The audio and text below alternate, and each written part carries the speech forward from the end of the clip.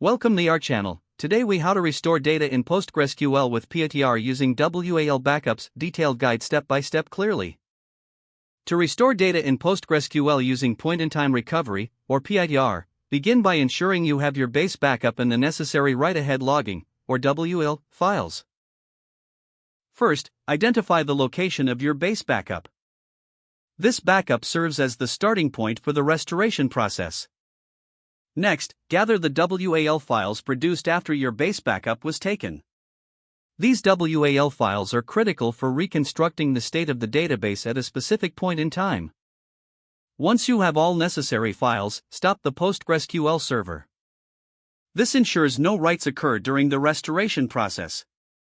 Next, choose a suitable directory for the restoration.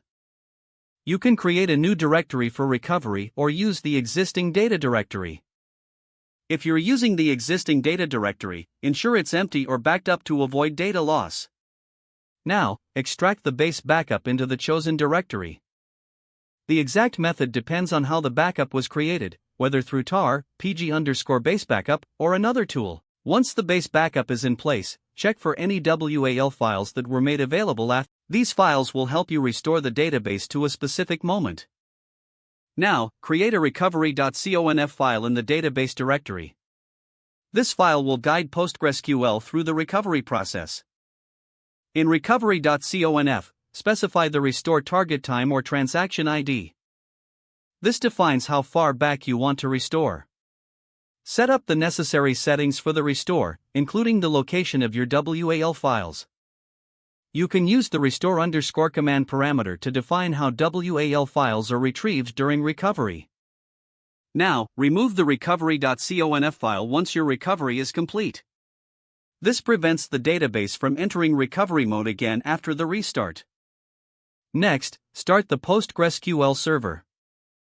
Monitor the logs to ensure there are no errors during startup or recovery.